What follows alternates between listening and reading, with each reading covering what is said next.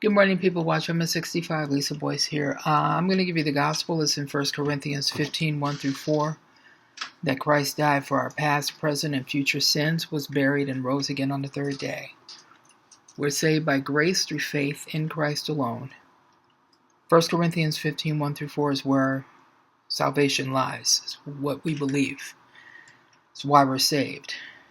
It is grace through faith, not of ourselves, not of works, lest any man should boast. That's the simple gospel. It can't get no simpler than that. The only requirement is believing. Jesus, whosoever believes in him shall not perish but have everlasting life. I'm looking at the news, and it's getting worse and worse and grimmer as time goes on. And it's so much news. This is what I was doing this morning. I can't keep up. I got this off of between COVID, between the vaccine, between everything. This is not getting any better at all. It says here the UN warns 2021 will be a catastrophic. Faces worst crisis in history. It will be catastrophic. Everywhere. Not just abroad. It says here, because what's happening is that with this thing that they have, with this COVID, nothing is going to be able to open. And people are going to be out of work. It says the head of the World Food Program has made a dire forecast about the months to come, slating catastrophic humanitarian crisis for 2021 in what could be the worst year seen in the better part of the century. So what's happening is that everything that the Bible has prophesied about is coming to pass. This is why the church is destined to leave. You notice that there's been increases in aliens and alien sightings. There's another article I'm going to read, I'm going to bring up later about that. It came out yesterday off of Now the End Begins about the aliens. So they're going to use that as an excuse for the rapture. They're also going to use that along with COVID as an excuse for the rapture. All of this stuff is increasing. Getting the church prepared to leave and getting the world prepared for the tribulation and the Antichrist. This is what's happening. He goes on to say in this article,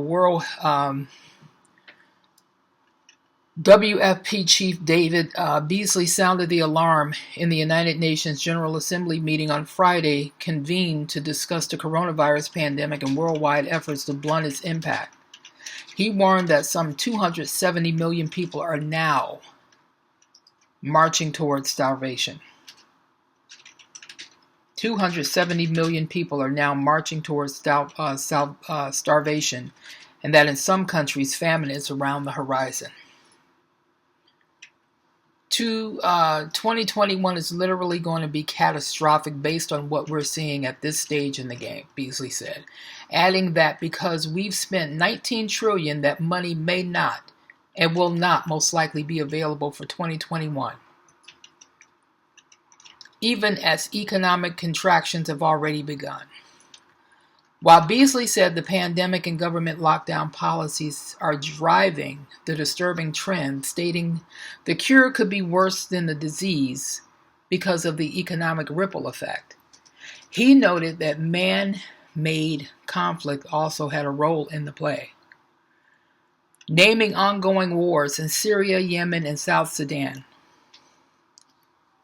So, you know, if it's getting like that, if it's getting worse over there, we're feeling the effects here. It says we've got to end some of these wars. We've got to bring these wars to an end. That'll never happen. We know that. That'll never happen.